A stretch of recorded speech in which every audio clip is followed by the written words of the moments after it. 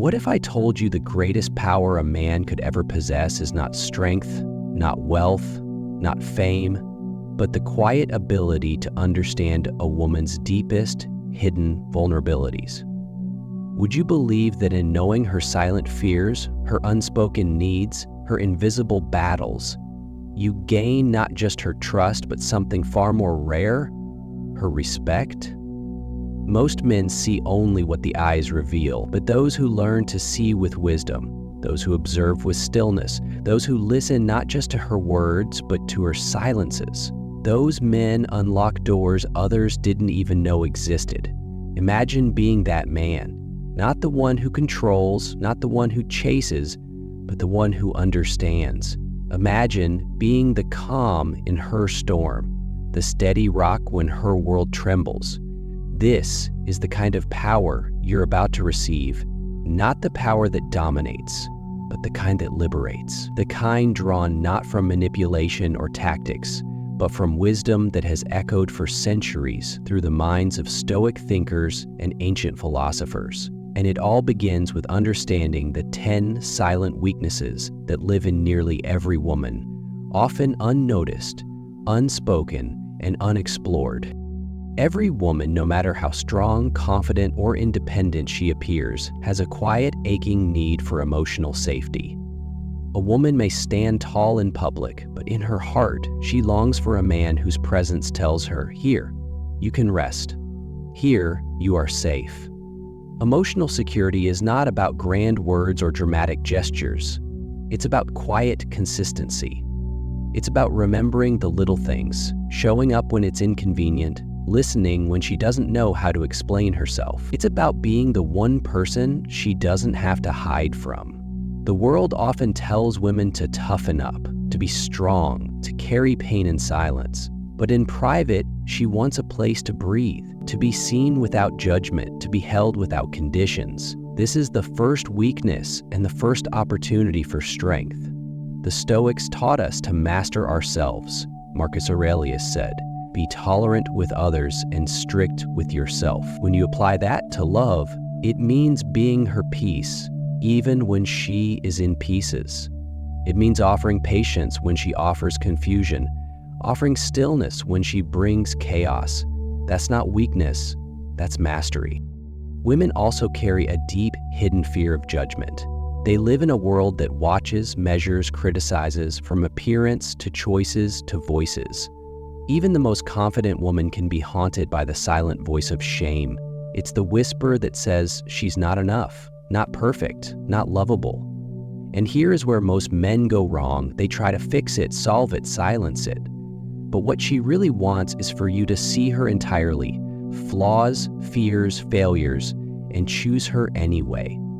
Not out of pity, not to rescue her, but to say, "I see all of you and you are still enough."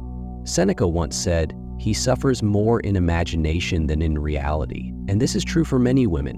Their self-judgment is often harsher than anything the world could throw at them.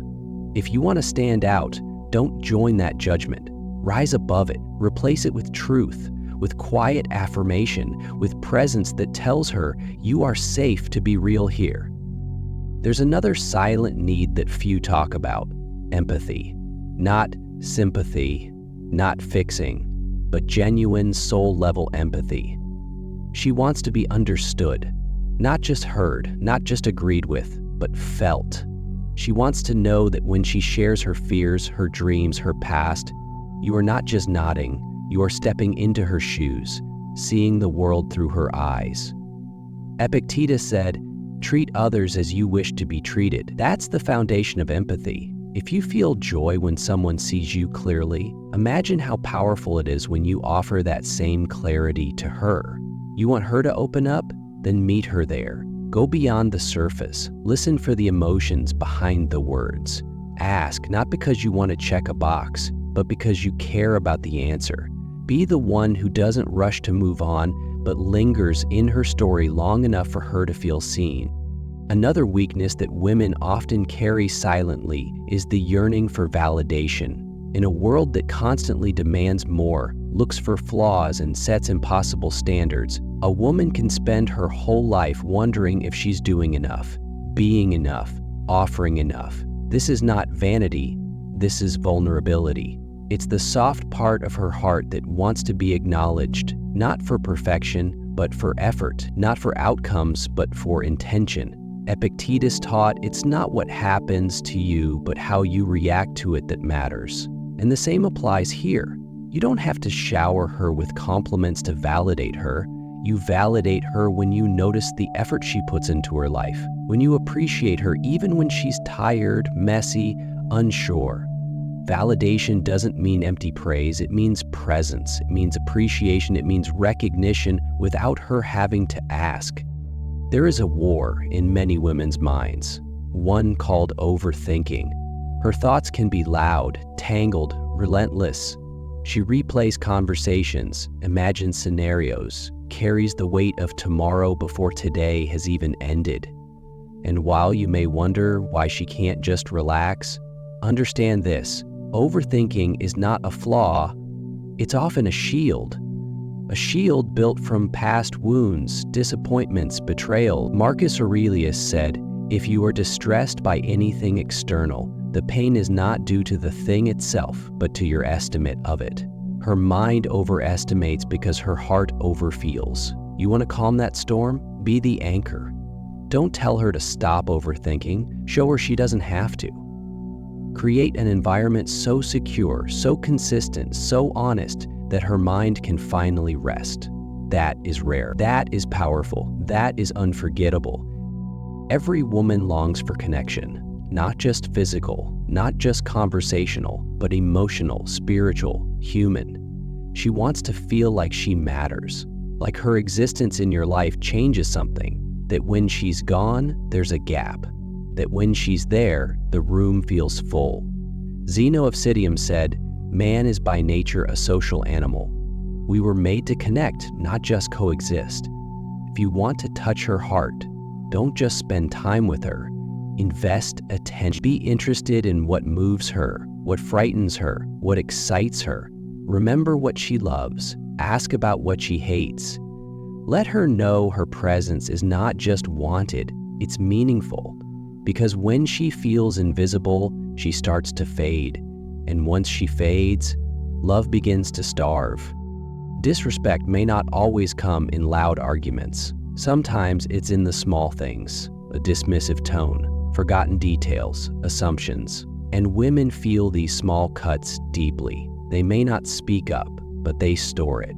Epictetus said, "When you are offended at any man's fault, turn to yourself and study your own failings. Then you will forget your anger." This applies in reverse too.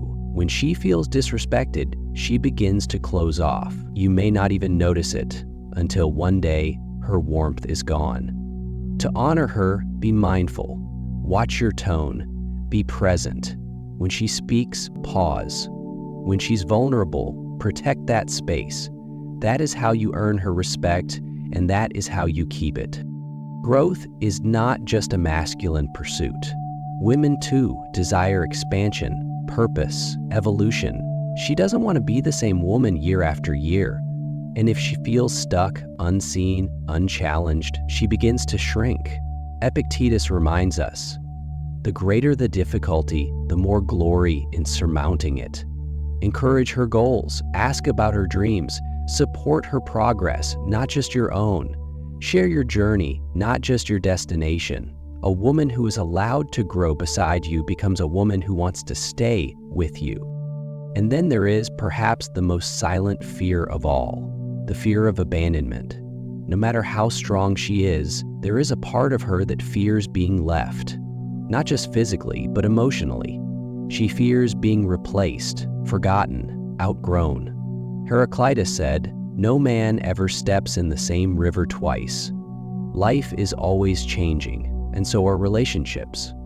But if you want to be different, be constant. Choose her daily. Show up even when it's hard. Communicate even when it's uncomfortable. She doesn't need promises carved in stone. She needs actions repeated in love. That is what tells her, "I'm not going anywhere."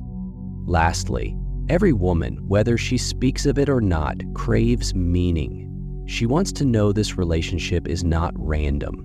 That it's not just pleasure, not just comfort, but purpose. She wants to feel like she's part of a story that matters. Viktor Frankl once said, "He who has a why to live can bear almost any how." That's the Stoic truth. Meaning gives us strength. Show her the meaning in your love. Build something worth holding on to.